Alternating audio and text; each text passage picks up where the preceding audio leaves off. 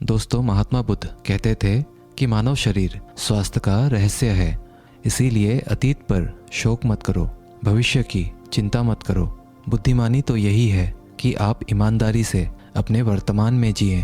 लेकिन हम में से अधिकांश लोग वर्तमान में जीना नहीं जानते, क्योंकि वो जीना ही नहीं चाहते। उन्हें तो अपने बीते हुए कल की चिंता करनी है, आने वाले भविष्य की चिंता करनी है। और यदि आप वर्तमान में जी सकते हैं तो कोशिश करके देख लो, आपका मन और आपका शरीर पूरी तरह से स्वस्थ हो जाएगा। एक बार जब आप वर्तमान में जीने लगते हैं तो ना ही आपको अतीत के बीतने का दुख होता है और ना ही आने वाले भविष्य की कोई चिंता रह जाती है, बल्कि वर्तमान में चलने वाली आपके सांसें भी आपको वह आनंद देगी जो आज से पहले आपने कभी भी अनुभव नहीं किया होगा। दोस्तों, आज की ये कहानी हमें कुछ ऐसा ज्ञान देने वाली है जिसे पूरा सुन लेने के बाद आप अपने भूतकाल और अपने भविष्य काल को कहीं पीछे छोड़कर वर्तमान में जीना सीख जाएंगे। तो ये कहानी शुरू होती है एक व्यक्ति से। वो व्यक्ति अपने जीवन में बहुत दुखी था, बहुत परेशान था। वह एक पहाड़ की चट्टान पर बैठकर रो रहा था, बिलख रहा था। तभी वहाँ से एक बौद्ध भिक्षु गुजर रहे थे। उसे रोता देख वो बौद्ध भिक्षु उस व्यक्ति के पास गए और उससे कहने लगे, क्या तुम यहाँ से कूदकर अपनी जान देने की सोच रहे हो? वो व्यक्ति कहता है, आपने बिल्कुल सही जाना, लेकिन आपको इससे क्या फ़र्क पड़ता है? ये मेरा जीवन है, मैं इसके साथ जो चाहूँ वो करूँ। तभी वो बौद्ध भिक्षु उस व्यक्ति से कहते हैं, तो फिर अभी तक बैठकर रो क्यों रहे हो? अगर तुम्हें अपनी जान लेनी ही है तो यहाँ बैठकर रोने से क्या फ़ायदा? इस बात को सुनकर वो व्यक्ति थोड़ा सा क्रोधित हो जाता है और उस बौद्ध भिक्षु से कहता है, देखिए महाराज, मैं यहाँ पर जो करने आया हूँ वो तो मैं करूँगा ही, लेकिन आपको इसमें दखल अंदाजी करने की कोई ज़रूरत नहीं। इतना कहते ही वो व्यक्ति फूट फूट कर रोने लगता है। तभी वो बौद्ध भिक्षु उससे कहते हैं, अच्छा ये बताओ, क्या तुम सब कुछ छोड़ आए हो या फिर अपने साथ कुछ लाए हो? तभी वो व्यक्ति बौद्ध भिक्षु को जवाब देते हुए कहता है, हे गुरुदेव, मैं सब कुछ छोड़ आया हूँ। मेरे पास अब कुछ नहीं है और ना ही मेरे पास इस वक्त कुछ खोने के लिए बचा है, तो फिर भला मैं जी कर क्या करूँगा? ये सुन वो बौद्ध भिक्षु उस व्यक्ति से कहते हैं, यदि ऐसा है तो तुम अपने सिर पर ये बोझ लिए हुए क्यों धो रहे हो? बौद्ध भिक्षु की ये बात सुनकर थोड़ा सा आश्चर्यचकित हो जाता है और उन बौद्ध भिक्षु से कहता है, हे गुरुवर, मैं कौन सा बोझ लिए धो रहा हूँ? मेरे हाथ खाली हैं और मेरे पास कुछ भी नहीं है। तभी वो बौद्ध भिक्षु कहते हैं, तुम्हारी सांसें भी ठीक से नहीं चल रही है। तुम आए तो हो यहाँ दुनिया छोड़ने और फूट फूट कर रोए भी जा रहे हो। एक खाली इंसान कभी भी ऐसा नहीं करता। जो कंगाल हो चुका हो, जिसके पास और कुछ ना बचा हो, वो भला क्यों रोएगा? ये सुन वो व्यक्ति और भी क्रोधित हो जाता है और उस बौद्ध भिक्षु से कहता है, आपको इससे क्या मतलब? तभी वो बौद्ध भिक्षु उस व्यक्ति से कहते हैं, क्या तुमने कभी अपने अंतर की ओर झांकने की कोशिश की है? तुमने कितना बोझ उठाया हुआ है? तुम अपने जीवन में कितना कुछ बोझ लेकर अपने इन दो कंधों पर धो रहे हो? इन सभी बोझों को कब तक धोओगे? इन बोझों को यहीं पर उतार दो और थोड़ा सा हल्का हो जाओ। कब तक इन बोझों के तले दबे रहोगे? जैसे ही उस व्यक्ति ने उस बौद्ध भिक्षु के मुंह से ये सारी बातें सुनी, वो तुरंत ही उनके चरणों में गिर पड़ा और उनसे हाथ जोड़कर कहने लगा, हे गुरुदेव, अभी तक मुझे कोई नहीं समझ पाया था। यहाँ से कई लोग आए और गुजर गए, लेकिन किसी ने भी मुझसे ये सब नहीं कहा। आपने तो मेरे मन की बात पढ़ ली, यहाँ तक कि मेरे घर वाले भी मुझे नहीं समझ पाए, लेकिन आपने एक बार में ही मुझे पूरी तरह से जान लिया है। आगे वो व्यक्ति बौद्ध भिक्षु से कहता है, क्या आप मेरी इस समस्या का समाधान कर सकते हैं? बौद्ध भिक्षु कहते हैं, कहाँ है समस्या? वो व्यक्ति कहता है, मेरे घर पर है, आप मेरे साथ चलिए। वो बौद्ध भिक्षु उस व्यक्ति से कहते हैं, नहीं, समस्या तुम्हारे घर पर नहीं है। वो व्यक्ति कहता है, नहीं नहीं गुरुदेव, समस्या मेरे घर पर ही है। आप एक बार मेरे साथ चलकर तो देखिए।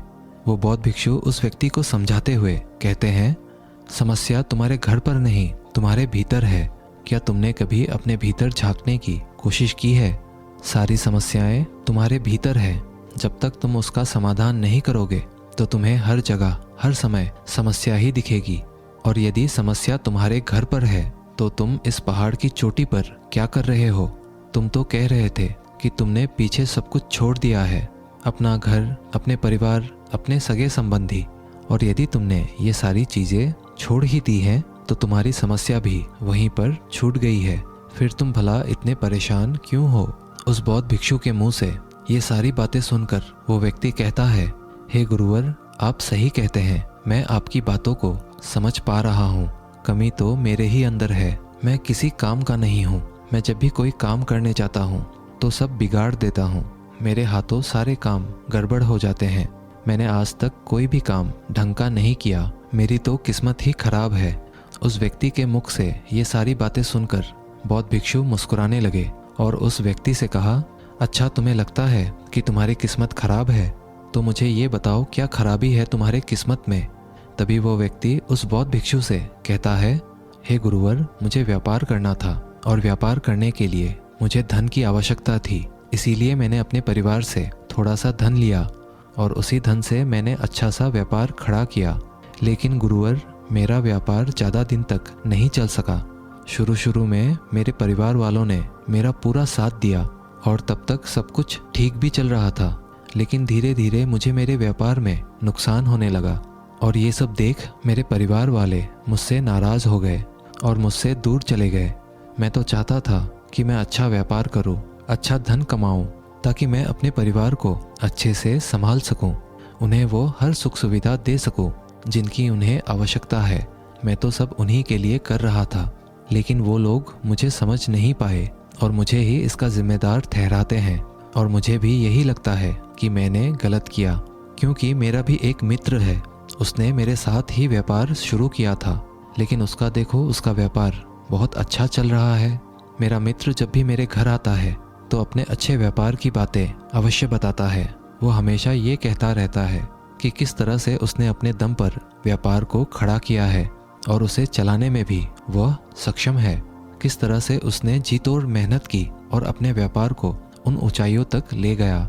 ये सब सुन मेरे परिवार वाले भी मुझसे कहते हैं, देख, वो तेरा मित्र है, उसने अपने व्यापार को कहाँ से कहाँ ले गया, और तूने तो हमारी जमा की हुई पूंजी भी गवा दी, हमारा नुकसान करा दिया। मेरे परिवार वाले मुझसे हमेशा यही कहते रहते हैं कि तेरे बस का कुछ नहीं। इन तानों को सुन सुनकर मैं बड़ा परेशान हो चुका था। इसीलिए मैंने कर्जे लिए और नया व्यापार खड़ा किया, लेकिन वहाँ पर भी मुझे मुंह की खानी पड़ी और मेरा व्यापार पूरी तरह से चौपट हो गया। अब तो हालत यहाँ तक आ चुकी है कि मेरा घर भी अब गिरवी पड़ा हुआ है। अब आप ही बताइए गुरुवर, मैं क्या करूँ? तभी वो बौद्ध भिक्षु उस व्यक्ति से कहते हैं, अच्छा, तुम्हें ये पता है कि तुम्हारा मित्र तुम्हारे पास क्यों आता था? तभी वो व्यक्ति कहता है, हाँ, मुझे अच्छी तरह से पता है। वो मुझे मेरे घर वालों के सामने नीचा दिखाने के लिए आता था, मेरी बुराई करने आता था। वह ये जताने आता था कि वो मुझसे व्यापार में कई गुना आगे है, श्रेष्ठ है। वह चाहता है कि मैं उसकी सफलता देखकर दुखी रहूं, तड़पता रहूं और परेशान रहूं।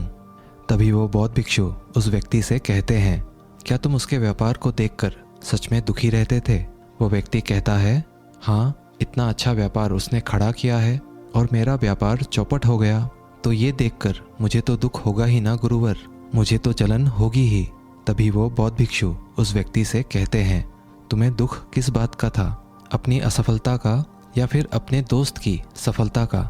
तभी वो व्यक्ति उस बौद्ध भिक्षु से कहता है, अपने असफल होने पर मुझे इतना पछतावा नहीं था, लेकिन मेरा मित्र इतना सफल हो चुका था, उसे देखकर मुझे ईर्ष्या होती थी, मेरे अंदर जलन की भावना उत्पन्न होती थी और मैं ये देख देख कर दुखी रहता था, पछताते रहता था, तड़पता रहता था।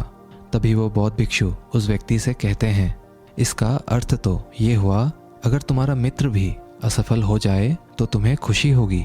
तो वो व्यक्ति कहता है, जी हाँ, मुझे बड़ी खुशी होगी अगर वो असफल हो जाए, उसका व्यापार चौपट हो जाए। ये सुन बौद्ध भिक्षु फिर से एक बार मुस्कुराने लगे और उस व्यक्ति से कहते हैं, इसका अर्थ तो यही हुआ कि तुम्हारी खुशी तुम्हारे मित्र पर निर्भर करती है। यदि वो चाहे तो तुम्हें खुश कर दे और यदि वो चाहे तो तुम्हें दुखी कर दे, क्योंकि तुम खुद से ना तो खुश हो सकते हो ना ही दुखी। तुम तो अपने मित्र के गुलाम बनकर रह चुके हो और अगर यही बात है तो तुम्हारी समस्या का कोई समाधान नहीं है, क्योंकि तुम्हारी खुशियाँ और तुम्हारी तकलीफ़ें ये सब दूसरों के व्यवहार पर निर्भर करती है। तुम्हारे कर्मों से तुम्हारा तो कुछ हुआ नहीं, ना तो तुम अपने कर्मों से खुश हो सके और ना ही दुखी। इसीलिए तुम्हारी समस्याओं का मैं कोई समाधान नहीं कर सकता। तभी वो व्यक्ति उन बौद्ध भिक्षु से कहता है, हे गुरुवर, ऐसा मत कहिए। मुझे आपसे बात करते करते बहुत आशा आपसे हो गई है, क्योंकि आप ही वो है जिन्होंने मुझे जाना है, मुझे समझा है। हे गुरुवर, मैं आपसे विनती करता हूँ कि मेरे इस समस्या का समाधान मुझे आप बताइए। तभी वो बौद्ध भिक्षु उस व्यक्ति से कहते हैं, जब हम दूसरों से आशा बांध लेते हैं तब हम दूसरों पर पूरी तरह से निर्भर हो जाते हैं। अगर मैं तुम्हें कोई भी रास्ता ना बताऊं, मैं तुम्हें तुम्हारी समस्या का समाधान ना दूं, तो तुम इसी तरह से दुखी रहोगे, रोते रहोगे, बिलखते रहोगे। और अगर मैं कोई रास्ता तुम्हें बता दूं, मैं तुम्हें कोई समाधान बता ही दूं, तो हो सकता है तुम्हें कुछ मिल जाए। लेकिन एक बात हमेशा याद रखना कि जो तुम्हारा मित्र तुम्हारे घर पर आता है, यह तुम्हें बताने के लिए कि किस तरह से उसने अपने व्यापार में वृद्धि की, किस तरह से उसने कड़ी मेहनत की, जो तुम्हें दुखी करने आता है। लेकिन क्या तुमने कभी गौर किया है, तुम्हारा मित्र बात तो सच्ची ही कह रहा है कि किस तरह से उसने अपने जीवन में वह संघर्ष किया और उस मुकाम तक पहुंचा है। तो उसने अपने अनुभव की ही बात तो तुम्हें बताई है। अब चाहो तो तुम उस अनुभव का इस्तेमाल कर सकते हो, या फिर तुम उस अनुभव को व्यर्थ ही जाने दे सकते हो और अपने मन में ईर्ष्या जैसे भाव उत्पन्न कर सकते हो। समझदारी तो इसी में है कि जब वो तुम्हें अपने अनुभव के बारे में बता रहा है कि किस तरह से उसने संघर्ष किया है अपने जीवन में अपने व्यापार को उस ऊंचाई तक पहुंचाने के लिए, तो तुम अपने बुद्धि का इस्तेमाल करो, उसके अनुभव का इस्तेमाल करो, उसके ज्ञान का इस्तेमाल करो। तुम्हें तो खुश होना चाहिए। तुम्हें जो अनुभव चाहिए था तुम्हारा मित्र आकर तुम्हें घर पर ही दे रहा है, और इस पर तो तुम्हें अपने मित्र का आभार प्रकट करना चाहिए, क्योंकि घर बैठे बैठे तुम्हें वह अनुभव प्राप्त हो रहा है जो तुम अपने जीवन से प्राप्त नहीं कर सके। इसीलिए आगे बढ़ो, संघर्ष करो, उस अनुभव का इस्तेमाल करो और कभी हार मत मानो, क्योंकि समय की एक खूबी है, समय चाहे कैसा भी हो बदल जरूर जाता है। इसीलिए समय चाहे जैसा भी हो, अच्छा या बुरा, दोनों का गुजरना तय है। लेकिन सबसे ज़रूरी यहाँ पर समझने वाली बात यह है कि इन दोनों वक्त को देखने के लिए तुम्हारा जीवित रहना आवश्यक है। और जब तुम्हारा अच्छा वक्त शुरू होगा, तुम अपने संघर्ष से अपने व्यापार को खड़ा करोगे और अपने व्यापार को उन ऊंचाइयों तक ले जाओगे। तब वही तुम्हारे मित्र तुम्हारी सफलता की नहीं, तुम्हारी असफलता के गुण गाएंगे, ताकि तुम उन्हीं की तरह कोई गलत निर्णय लो और तुम उन्हीं की तरह बर्बाद हो जाओ। तो यहाँ पर तुम्हें अपनी बुद्धि का इस्तेमाल करना होगा। तुम्हें उनकी बातों पर ध्यान ना दे करके बल्कि अपने बुद्धि का प्रयोग करना होगा, क्योंकि उस समय वे तुम्हें सुखी नहीं दुखी करने आएंगे, क्योंकि उसे भी तुम्हें दुखी देखकर उतना ही मज़ा आएगा जितना कि तुम्हें उसे दुखी देखकर आएगा। ये सारी बातें सुन वो व्यक्ति उस बौद्ध भिक्षु से कहता है, हे गुरुवर, आप बिल्कुल ठीक कह रहे हो। मेरे जीवन को मैं नहीं चला रहा, बल्कि मेरे सगे संबंधी और मित्र चला रहे हैं, जो मेरे जीवन में सुख और दुख भरे जा रहे हैं। लेकिन गुरुवर, यहाँ पर मेरा एक प्रश्न है। जब मैंने व्यापार खड़ा किया था तो मेरा उद्देश्य यही था कि मैं अपने परिवार को सुखी रख सकूं, उन्हें वह सुख सुविधाएं दे सकूं। तो क्या अपने परिवार के लिए ये सारी बातें सोचना गलत है? मैं तो अपने परिवार के लिए ही सब कुछ कर रहा था, लेकिन व्यापार में नुकसान होने के बाद वह परिवार भी मुझे छोड़ गया। इस पर बौद्ध भिक्षु मुस्कुराने लगे। तभी वो व्यक्ति बौद्ध भिक्षु से कहता है, इसमें मुस्कुराने की क्या बात है? क्या मैंने कोई गलत प्रश्न पूछ लिया? तभी वो बौद्ध भिक्षु कहते हैं, नहीं, हर व्यक्ति यही चाहता है कि कोई उसकी गलती पर सांत्वना दे, और तुम भी वही चाहते हो। हर कोई यही चाहता है कि जब वो कुछ करे तो उनकी प्रशंसा की जाए, और जब हमें प्रशंसा नहीं मिलती है तो हमें भीतर ही भीतर बड़ा दुख होने लगता है। हमारे मन को एक ठेस पहुंचती है, और तब हमारे मन में ये भाव उत्पन्न होने लगता है कि इस दुनिया में सभी मतलबी हैं, सभी अपने मतलब के लिए जीते हैं, सभी अपने मतलब के लिए काम करते हैं, और सभी हमारे साथ अपने मतलब के लिए ही रहते हैं। लेकिन अगर तुम किसी को अपना परिवार मानते हो और अपने उस परिवार के लिए कुछ करना चाहते हो, तो फिर तुम्हें ऐसा क्यों लगता है कि तुम दूसरों के लिए कर रहे हो? तुम तो अपने लिए ही कर रहे हो ना। अगर तुम्हें लगा कि तुम दूसरों के लिए कर रहे हो तो तुम जीवन भर दुखी ही रहोगे, और जब तुम्हें लगेगा तुम अपने लिए कर रहे हो तब तुम्हें एक अजीब सी खुशी प्राप्त होगी और तुम हमेशा खुश रहोगे। और जब तुम अपने कार्यों को बेहतर से और बेहतरीन करने में लगे रहोगे तो तुम्हें किसी की सांत्वना की भी कोई ज़रूरत नहीं पड़ेगी। तभी वो व्यक्ति उन बौद्ध भिक्षु से कहता है, हे गुरुवर, मुझे आपकी बात समझ में आ गई। अब तक मेरी किस्मत दूसरों के हाथों में थी। वो उसमें जैसे रंग चाहे सुख के या दुख के भर दिया करते थे, लेकिन अब से मैं अपनी किस्मत अपने हाथ में रखूँगा और फिर चाहे ये अच्छी हो या खराब, मैं हार नहीं मानूंगा। आखिर में वो व्यक्ति उस बौद्ध भिक्षु से कहता है, हे गुरुवर, आपकी सारी बातें तो मैं समझ गया, लेकिन क्या आप मुझे कुछ दे सकते हैं जो मेरे जीवन के सबसे बुरे वक्त में मेरा साथ दे सके, मेरा साथ निभा सके? ये सुनकर वो बौद्ध भिक्षु उस व्यक्ति को एक छोटा सा बक्सा देते हैं और कहते हैं कि ये वस्तु मेरे दिल के बहुत करीब है और इसे तुम्हें अपने बहुत करीब ही रखना होगा। इस बक्से में एक ऐसा राज है जो तुम्हें बड़े से बड़े दुखों से बाहर निकाल सकता है, बड़ी से बड़ी विपत्तियों से छुटकारा दिला सकता है, और इसे तुम तब खोलना जब तुम्हें लगे अब कोई राह नहीं बची हुई है, जब तुम्हें ये लगने लगे कि सब कुछ व्यर्थ है, मैंने जो बातें कही है वो भी व्यर्थ है, ये दुनिया भी व्यर्थ है, यहाँ रहना भी व्यर्थ है। इतना कहकर वो बौद्ध भिक्षु उस बक्से को उस व्यक्ति को थमा देते हैं और फिर वहाँ से चले जाते हैं। वो व्यक्ति उस बक्से को लेकर वापस अपने घर आता है और फिर एक नया कारोबार शुरू करता है। अब की बार वो कारोबार में हार नहीं मानता है और उसका कारोबार बहुत अच्छा चल पड़ता है। उसका कारोबार चलने के कारण उसका परिवार भी अब उसके साथ आ चुका था। उसके पास जीवन की हर सुख सुविधाएं भी आ गई थी। अब वो ना तो भूतकाल का रोना रोता था और ना ही भविष्य काल की चिंता करता था। वो तो केवल अपने वर्तमान को और ज़्यादा बेहतर बनाने की कोशिश में लगा रहता था। लेकिन समय हमेशा बदलता रहता है। जिस तरह से बुरा समय हमेशा नहीं रहता, ठीक उसी प्रकार अच्छा समय भी हमेशा नहीं रहता। उस व्यक्ति के जीवन में एक बार फिर से अच्छा समय समाप्त हो चुका था। वो जिस राज्य में रहता था उस राज्य पर पड़ोसी राज्य ने चढ़ाई कर दी थी और पूरा राज्य तबाह कर दिया था। उसका व्यापार भी पूरी तरह से तबाह हो चुका था। वह अपने परिवार के साथ दर दर की ठोकरें खाने लगा।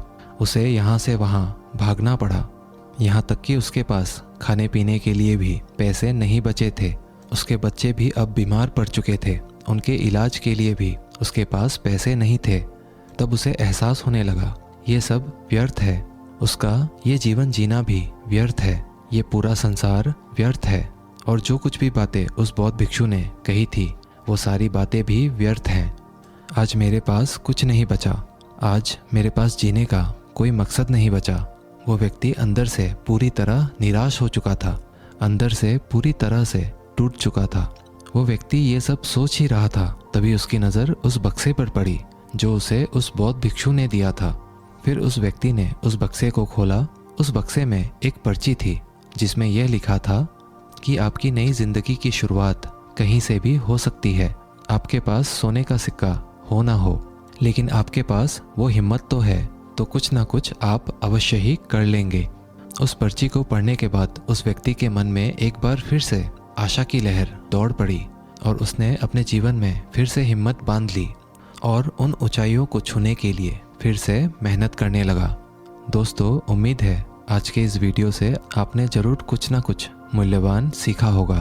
तो इस वीडियो को एक लाइक और अपने दोस्तों के साथ शेयर ज़रूर कीजिएगा। मिलते हैं अगले वीडियो में, तब तक के लिए धन्यवाद।